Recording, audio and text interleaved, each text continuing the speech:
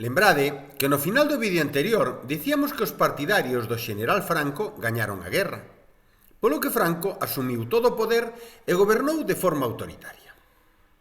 Este é o motivo polo que a este período en que Franco estivo no poder, que vai desde 1939 a 1975, sexa coñecido como franquismo.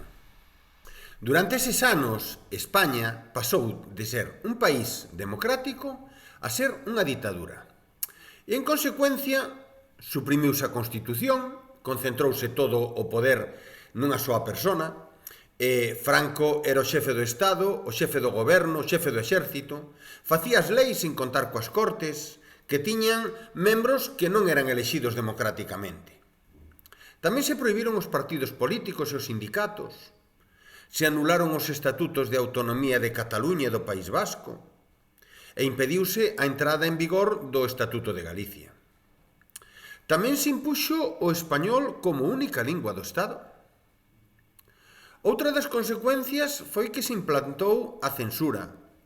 Prohibíronse entonces libros, películas, obras de teatro e calquer tipo de manifestación contraria ás ideas da ditadura.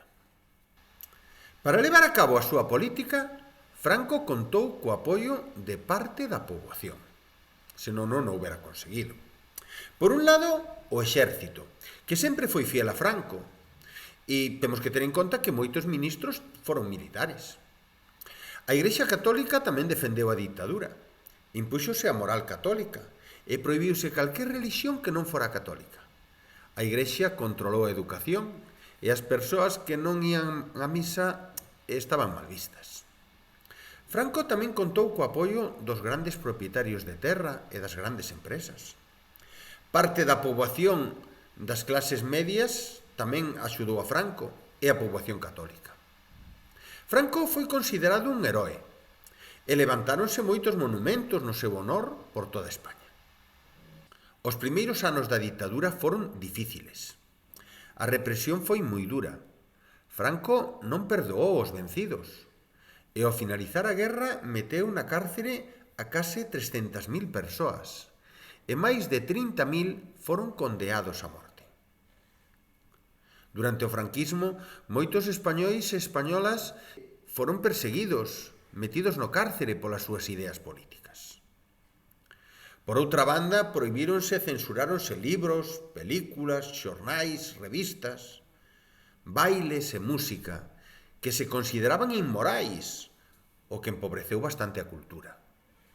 O papel da muller quedou reducido a ser esposa e nai, e estaba mal visto que as mulleres traballaran fora da casa, e precisaban do permiso do seu pai ou do seu marido para cousas como viaxar ao estranxeiro ou vender propiedades aínda que foran súas.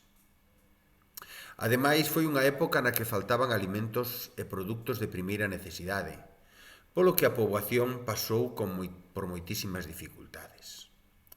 Mantivose o racionamiento de alimentos ata o ano 1952. Só os máis ricos podían comprar o que desexaban, comprando produtos a elevados prezos no mercado negro.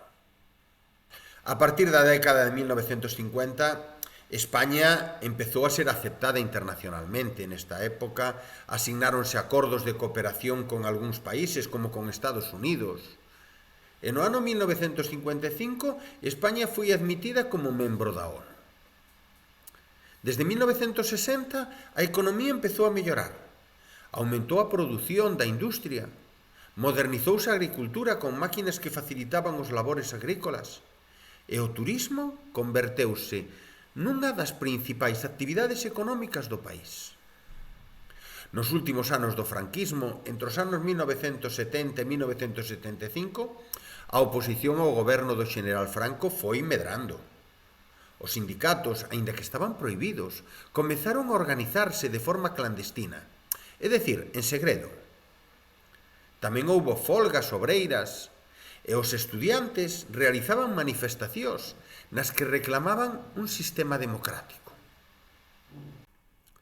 O 20 de novembro de 1975, o xeneral Francisco Franco faleceu. Coa súa morte, púxose fin á ditadura e foi o inicio dun novo tempo que nos levará ata a democracia. Pero esa é outra historia. Vémonos no seguinte vídeo.